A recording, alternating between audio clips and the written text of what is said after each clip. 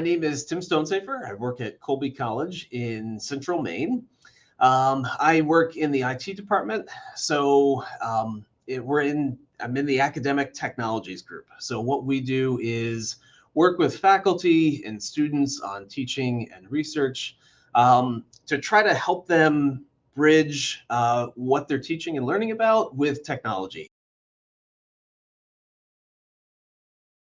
Probably in early 2020, Bob Gastaldo, who is in the geology department at Colby, he approached me. We had done a lot of work together in the past, but he approached me about a new fossil that he and his team had discovered that it was just a really interesting fossil record. I'm not a geologist. I'm not a biologist at all. Um, uh, but he came to me and talked about this real novel plant that they had discovered, and they were looking to try to reconstruct it.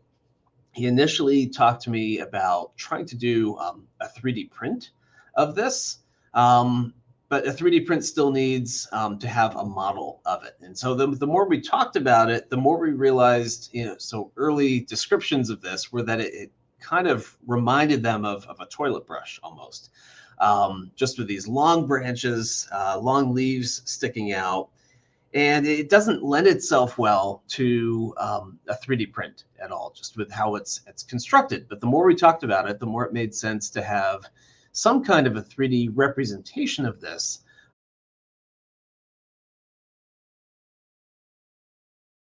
What helped for me was that the team had a few drawings of what they pictured the tree, well, how they understood the tree to look like.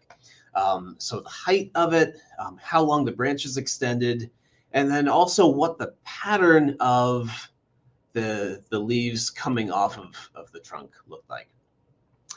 So I used a software called Blender. It's Blender 3D. It's free. It's open source. Anyone can use it. It's a really cool tool. I've been using it for a long time. So we started out creating really simple shapes. So starting to pull out this model, with the cylinder representing a trunk, and then starting to shape and mold what the leaves would look like. And I worked with the team to find out like what would the cross section of these leaves look like. And then we would start to iterate through that a bit more. So we had a basic model of what this looked like.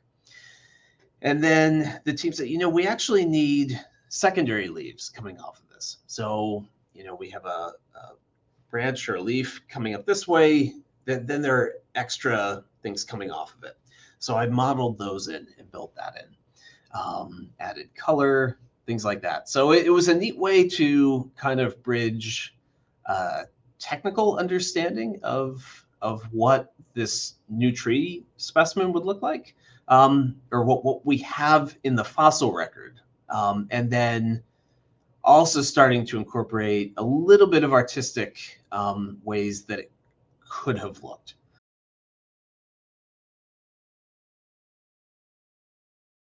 This was my first time making a 3D model of a fossil, for sure. That was new to me.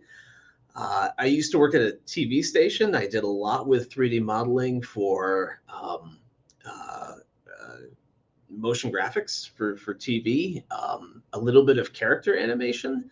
But this was definitely my first time modeling something for a fossil, certainly. When you're doing 3D modeling, there are a whole lot of layers to it. So there's modeling the geometry, so the triangles, the mesh that creates and makes up this the geometry of it. But then there's also shading and texturing, so creating color and playing with light, and applying certain images to textures. A lot of that was a learning experience for me. I've done a lot with Blender before, but this was kind of a new area to get to explore. So that was an aspect that was challenging for me. And then to try to figure out that balance between what the team needed and what I knew the software could do. Trying to navigate that was an interesting challenge, but a good one.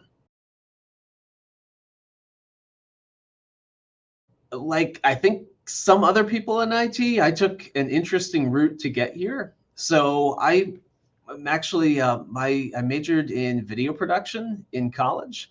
I worked at a TV station for about 10 years, but I've always been interested in IT. I've enjoyed IT. Like in high school, I was building computers and stuff like that. Um, at one point in my life, we wanted to move to a different area, and that was Maine. And this job was available related to video production in the college's IT department. So while I still have a foot in the door with video production and helping faculty and students with video assignments, it's opened up a lot of doors for me with other areas of IT to get into, stuff that I really enjoy. Yeah, it's a really neat opportunity for me.